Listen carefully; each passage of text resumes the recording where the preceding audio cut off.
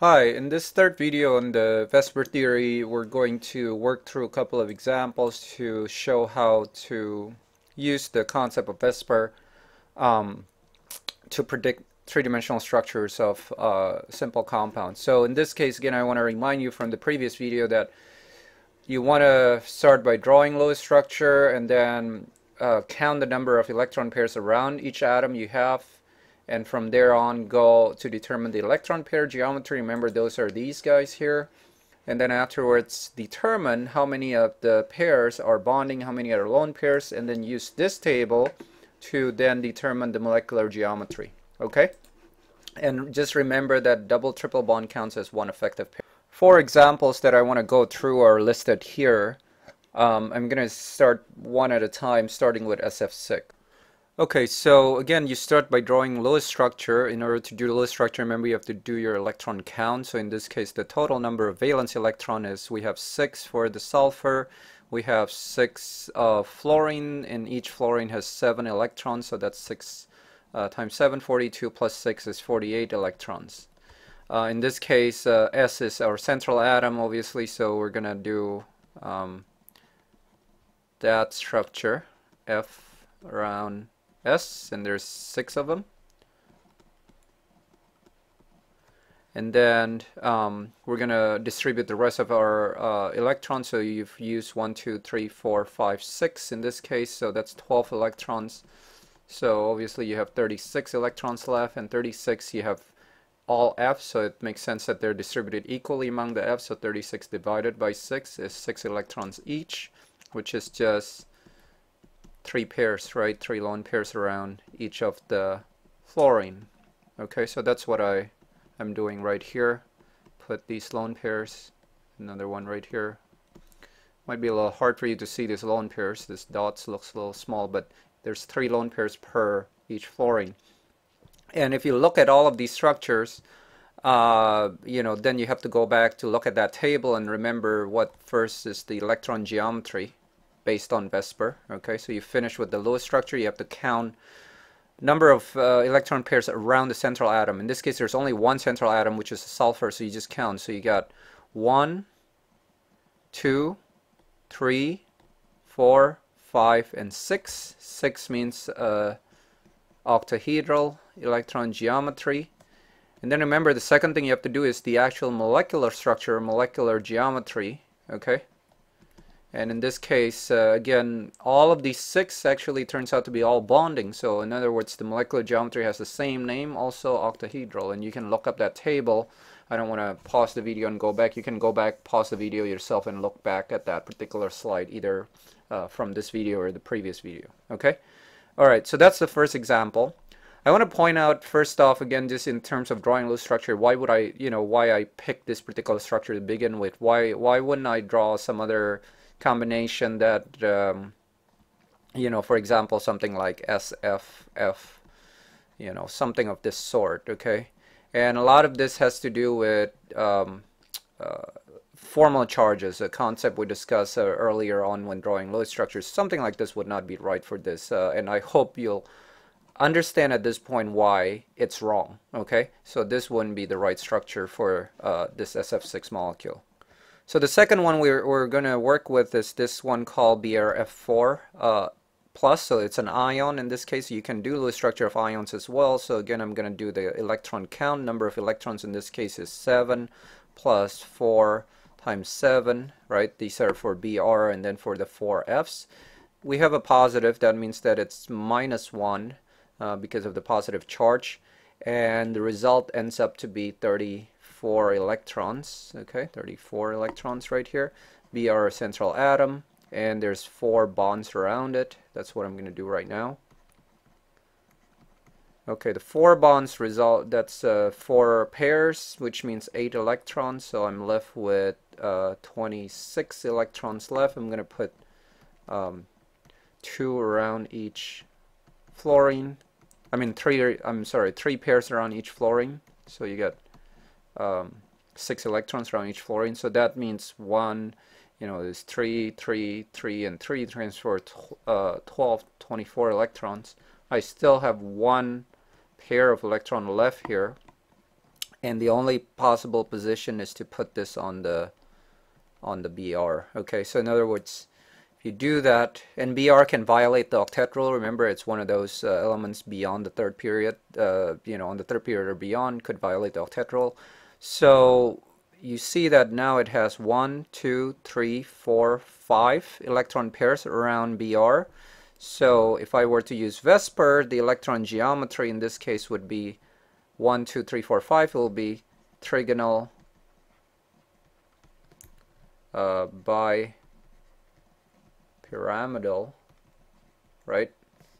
And then the molecular geometry in this case, molecular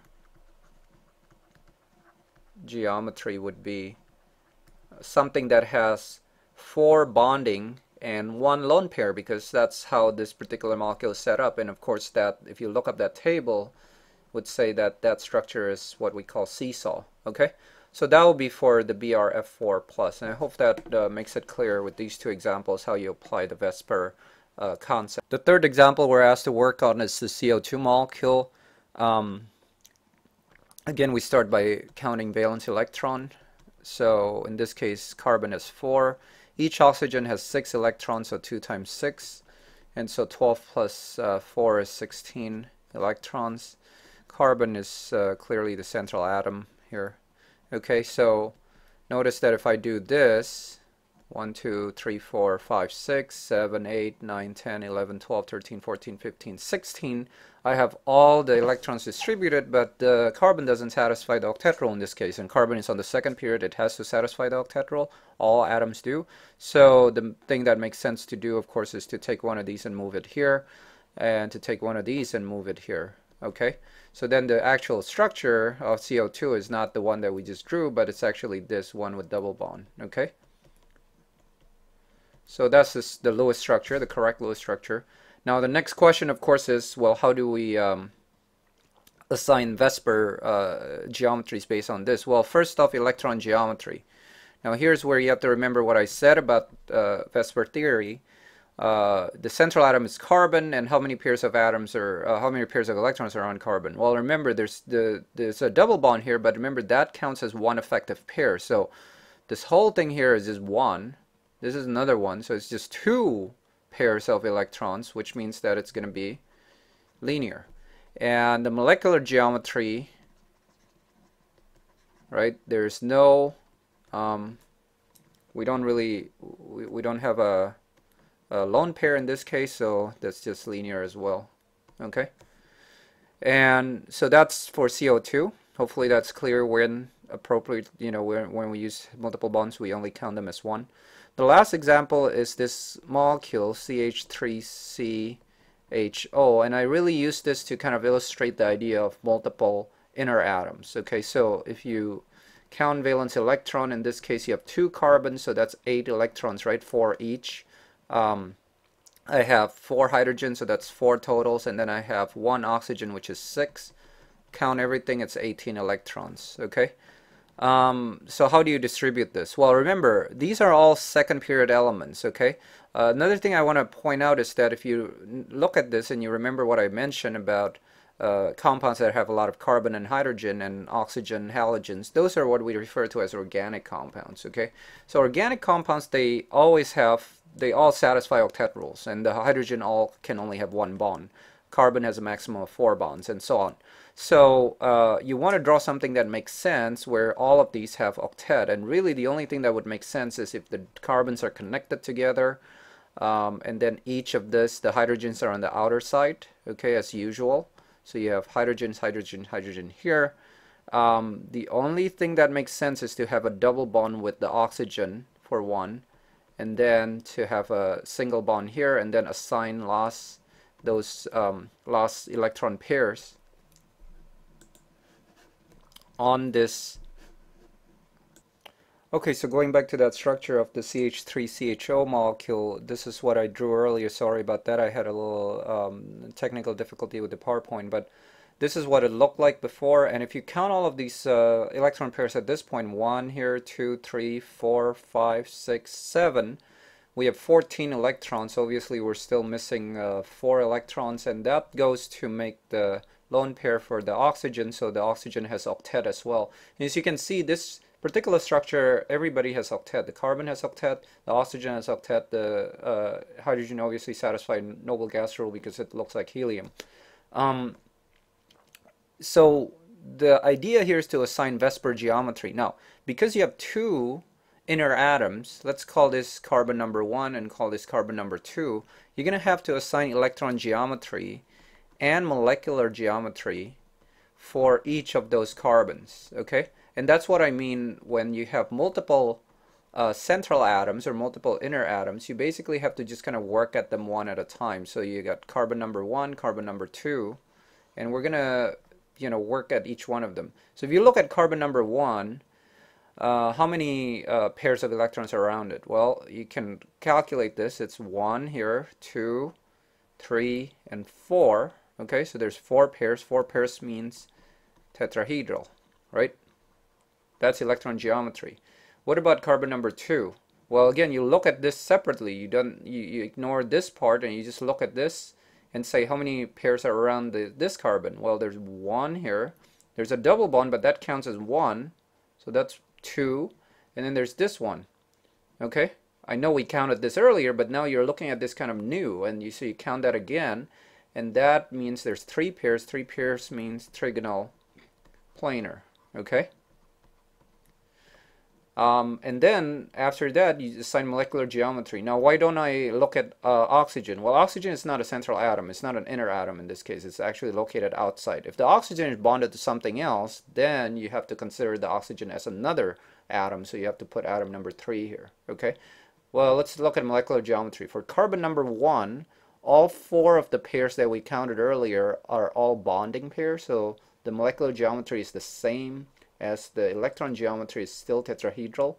For carbon number 2, all the pairs that we counted earlier, they're also all bonding pairs, so then the molecular geometry is exactly the same as the electron geometry, which is also trigonal planar.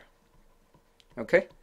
Alright, so I hope the example that I just did with this 4 molecules highlighted how you would use VSEPR theory and apply it to predict the different structures of molecules. I want to just highlight this example again because I really, in this example, gave you the different possible, kind of cases you might see in terms of VSEPR type of application. So you have something where everything is bonding, you have something where there's some bonding, some lone pairs, and an ion in this case, and then you have something where you have multiple bonds being counted as one effective pair in the case of the CO2, and then lastly you have something with multiple inner atoms in them where you go assign the VSEPR categories to each one of them. Okay, this ends the VSEPR lecture.